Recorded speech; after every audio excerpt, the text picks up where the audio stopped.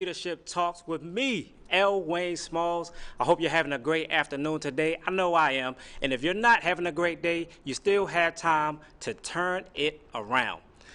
I know that there's a lot going on today in our country. We're grieving the losses of lives and all of the terrible things that have transpired over the weekend and over the last few days. But I'm here to share an encouraging word with you. It's time for us to stick together. It's time for us, the leaders, to stand up. It is not enough to want to do something to make a difference. It's never going to be enough until you do something that's going to make a difference. And that's why we're here today. We want to talk about some of the things that as leaders we can do to just make things better. And today we're going to talk about the law of timing. The law of timing. There's a time for everything. There's a time to stand up. There's a time to sit down. There's a time to be quiet, and then there's a time to speak up. And now is the time for us to speak up. We've had enough. We've had enough of all of these terrible things that are going on. We've had enough of bad leadership. We've had enough of seeing things going in a bad direction, or we see something that we don't like. You might be tapping into your purpose. If you get upset about something that you see that's going wrong, that you would like to improve, you might be tapping into your purpose. You might be tapping into something that will give you the fulfillment that you came to this earth with. You had a passion and a purpose when you got here. And we want to talk about that. So listen to this. John Maxwell says, when to lead is as important as what to do and where to go. Timing is often the difference between success and failure in an endeavor. What we do right now can change the outcome of every situation. How we respond to things can change the trajectory of a bad situation and turn it around. But now is the time for us to come together. Now is the time to move into action. As we come together as leaders, we have to move to action. It is time to get moving. We talked about it. We've read about it. We've learned and heard all about it. And now it's time to move. But as we're moving, we have to make sure that we're making the right moves. We have to make sure that we're doing the right thing the right way at the right time. Just because you're doing the right thing, if you're doing it at the wrong time, you could be creating a disaster. So we want to talk about that. Have you ever experienced something that really made you upset or really made you feel like you were done wrong, or something that you felt like could have been done better or in a different manner? That's what timing is all about. How we do things, how we say things. For example, by now, most of us have heard about the tragedy over the weekend, the tragedies that took place over this weekend. People lost their lives by people who just decided that was something that they needed to do, to go into a random place and kill random people for whatever reason. And we have to deal with the carnage of that now. So if you are a leader and you have people that have been affected by that, whether they were there, they witnessed that, or whether someone heard that on the news or over the radio and they were affected by that, you as the leader, you have to take in account that people have to find a way to deal with these things. This is not something that we just say, suck it up.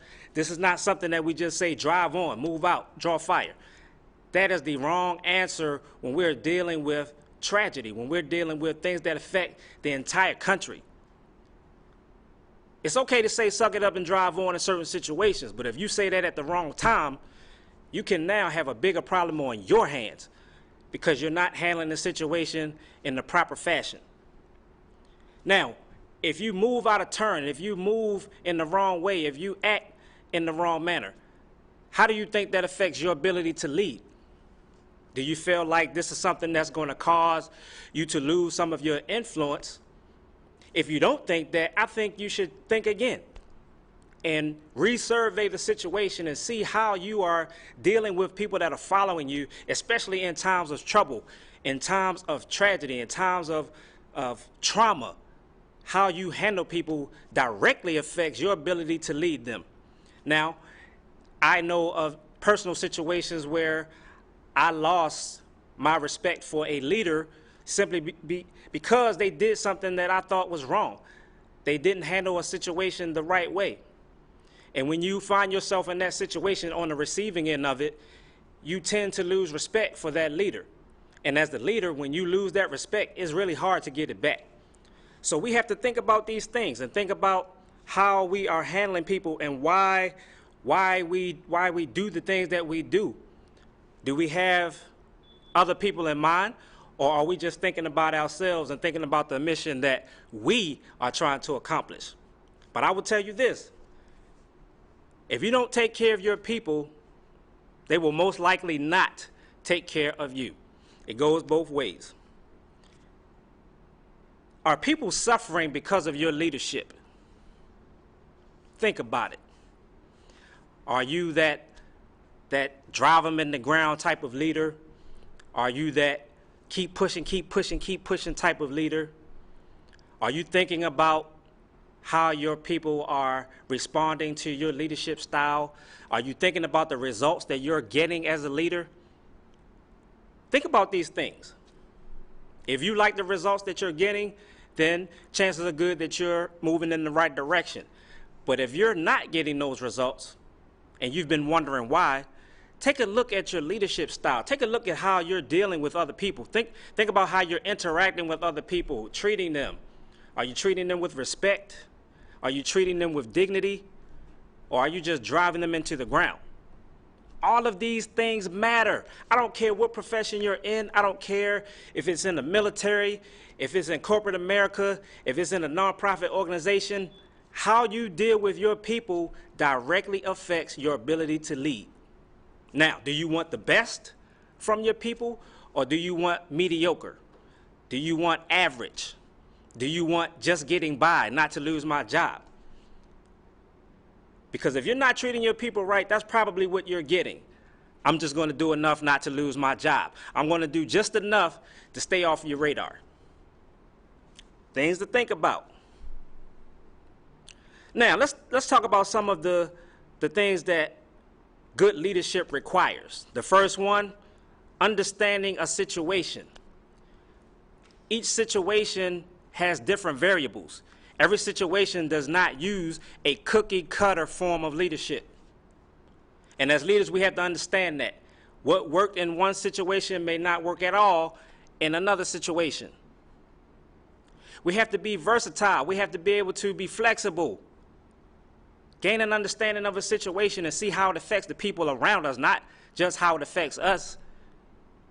When we get to the point where we're seemingly not caring about the people around us, that affects the entire environment. I'm not saying we have to hug and kiss and kumbaya all the time, but what I am saying is when people know you care about them, they'll give you their best. When they know that you don't care about them, you're not getting their best. I can promise you that. Maturity. What is your maturity level as a leader? Are you still acting the same way you did when you were in college? Are you still acting the same way you did when you were in your 20s and now you're in your 40s? Do you still get an attitude with people and hold grudges against them when they don't do something that you want them to do, or they don't do it the way you want them to do it? What is your maturity level? With growth and development in leadership, there should also be growth and development in your level of maturity. Maturity has a lot to do with how we treat people also. We cannot treat people in the workplace the same way we did when we were in high school. That doesn't work. What you're doing then is creating a toxic environment. You're creating an environment of negativity, of poisoning people. Let's not take this for granted, because I'm promising you that when you have a toxic environment, you are not being productive. You're not being as productive as you would be if you had a positive, nurturing environment. Confidence. The leader must know what has to be done. Have you ever had a leader that just didn't seem to know what was going on? They didn't know what was happening. They didn't know what needed to be done next. I have. I've had leaders where they wanted me to do something for them, and I asked them for guidance, And they would tell me something like this: I don't know what it looks like. I don't know what I'm looking for. Just bring me something and I'll tell you how I feel about it. I'll know it when I see it. What kind of guidance is that? To me, that shows a lack of confidence and a lack of direction, not knowing where we're going, how we're going to get there. I just know it when I see it. So that leaves the burden on me to figure it all out with no guidance. Decisiveness. Strong leaders make strong decisions and gain trust. Again, I go back to the events over the weekend. This is a time for leaders to stand up. This is a time for leadership to be in the forefront of everything that's going on, leading the charge, leading the way. There are many people that are hurting. There are many people that are looking for answers. And I personally do not have all the answers of how we solve the problem of preventing shootings in public places. I don't have the answers to that. But I do have some suggestions, some of the things that we can do that could be preventative in the future. I don't think we could totally and completely stop these things from happening until we can change the ideology of people. That is a process that takes time, patience, a lot of patience, and we have to come together in unity to do that. So there's no easy solution to that. However, leaders, this is our time. This is our time to be in the front. This is our time to come out of the shadows, come from behind that desk in that office and be with our people, at least giving them encouragement, giving them guidance, being a listening ear, being a person of trust and character, someone that can be leaned on. As a leader, I want people to be able to trust in me and lean on me in times of trouble like this. And I hope that that is your wish as well. Experience. We all go through experiences, whether they're positive or negative. What lessons are you pulling from your experiences? And of those lessons, which ones are you sharing with your people? How are you motivating them to get through those same or similar situations? How are you guiding them, being a mentor to them? Are you being a mentor? The experiences that we have, they mold us and they shape us.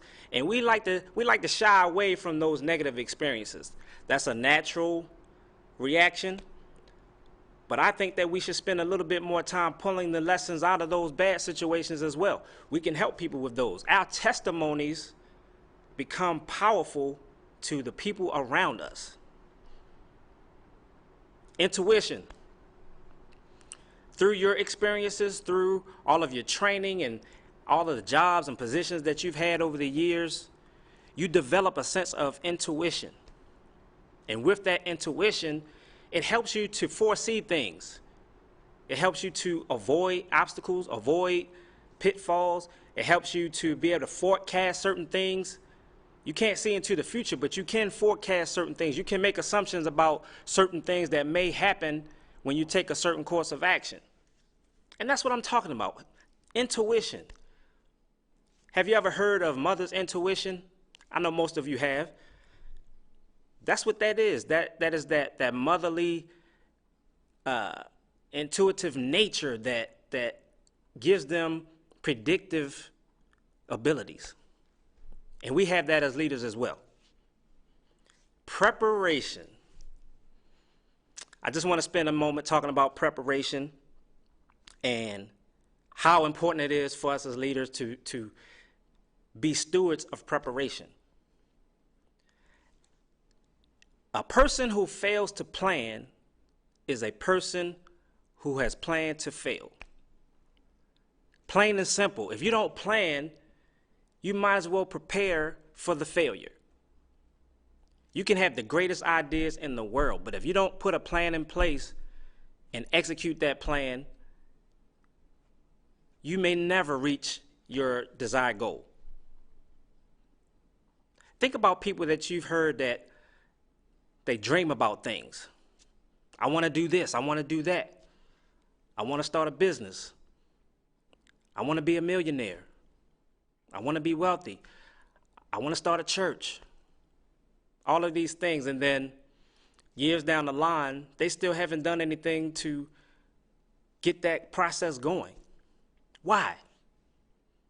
Because they don't have a plan. When you have a plan in place, you have steps. When you have steps, you know what to do next. I do this first. When I accomplish that, then I do the next step. When I accomplish that, on to the next one. But when there's no plan in place, you have nowhere to go. You have no direction. You see people spinning their wheels. Years down the line, they still haven't accomplished anything because they did not plan for their success. They did not plan for the completion of the mission that they said they wanted to complete. Leaders, it is incumbent on all of us to be those stewards of planning and preparation. When we demonstrate how to do that, we are setting our people up for success. We're setting them up to follow the blueprint that we set for them. I heard something very profound yesterday from a young lady, a young girl, and she said something like this: I have a lot of people telling me that I can be successful. I have a lot of people saying that I can be whatever I want to be. I can do whatever I want to do. But none of them have showed me how to do it. None of them have given me any steps on how I can do whatever it is I want to do. That stuck with me because we do that a lot. You can be successful. You can be rich. You can do this. You can do that. But we're not laying out the foundation and showing people how to do certain things. And being in a leadership position or being a person who considers themselves a leader, that is something that we have to understand.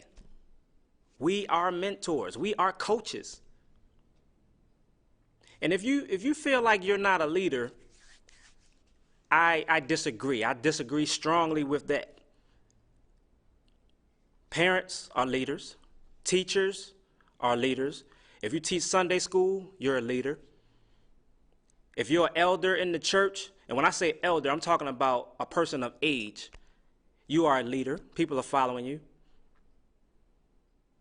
People follow other people. When you're at your job, there's somebody watching you. You might have been at your job for 5 years. Somebody new comes on board.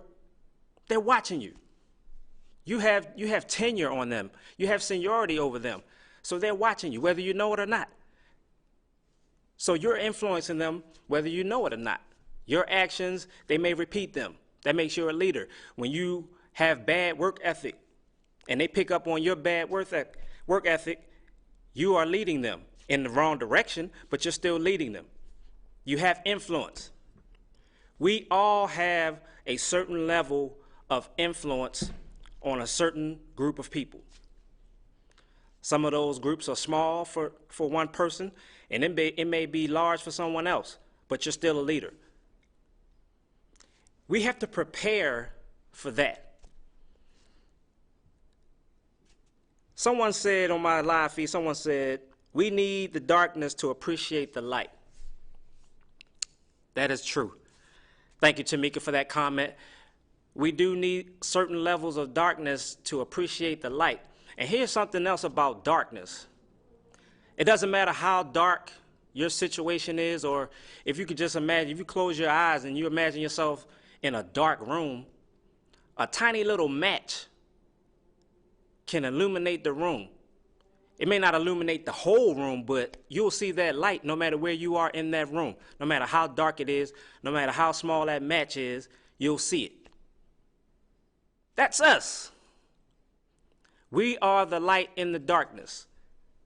Everywhere we go, we are beacons of light for the people around us. So if you walk into a room and the atmosphere of the room shifts when you walk in there, which way is it shifting? Or does it shift at all? Do you have any influence? I say you do. I believe when you walk in a room, the atmosphere is either going to shift in a positive direction or in a negative direction. My desire is to walk into any room that I go into and shift it in a positive direction. Why? I want to have a positive influence. I want the environment to be an environment where people can learn and grow and become better and produce. We're all here to produce. Did you know that? We are all here to produce something. We all have been born here with a purpose. And that purpose was born inside of us. We don't have to find that purpose somewhere else, outside. The purpose is within you. It's in here. God placed a purpose in every heart of every human being that hit the earth. And we have a specific window of time to fulfill that purpose. What are you doing with your time? Are you spending your time each day trying to fulfill your purpose? Are you working towards fulfilling your purpose? Or are you wasting time? There are two things that every human being has, and it's equal across the board. The first thing is time. We all get 24 hours in a day. The clock goes around, we get 24 hours no matter what. No matter what you're doing within those 24 hours, you still have 24 hours. And the second thing is change. Change is happening all around us all the time. So we have a choice to make. How are we going to react to the change? Are we going to be proactive to change? Or are we going to be reactive to change? I will submit to you today that being reactive to change, more often than not, is a little bit more painful than when you are proactive. Many times people change because they have to. But when you have to change, that's not really that comfortable, is it? And that's where preparation comes in. I don't care what your industry is. When you are prepared, your confidence goes up, level of confusion goes down. Everyone knows what's going on. They know what they're supposed to be doing. Everyone knows what their responsibilities are. Change doesn't hurt that much when you're prepared. But when change catches you off guard, that's painful. That's painful. But even then, you still have choices to make. You can still absorb the situation and react in a way that makes it less painful. But if you try to resist change, that's very painful. So leaders, what are you doing to prepare for change? What are you doing with your time? At your company where you're working right now, if you work in a company, what are you doing with your time each day to help push that company to the next level? If you have dreams of success, of starting your own business, what are you doing with your time each day to get you closer to making that happen? If you've already started your business, but you're trying to take it to the next level, what are you doing every day to do that? And then who are you showing that process to? Who are you helping to get their business off the ground? It's all about preparation. I have another comment from Janice. She said, I believe our purpose is attached to someone else's destiny. We must get busy doing what we were supposed to do. That's true.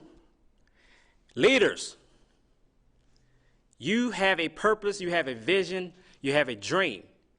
And when you are passionate about that purpose, other people become passionate about your vision. People will follow you because of your commitment to your purpose. They may even put their own vision to the side for a while because of their level of belief in your vision. That is powerful. And it's a great thing when you're managing that properly. Our vision is leading people either in the direction of success or we're leading them down the path of destruction. So that's what I wanted to share with you today.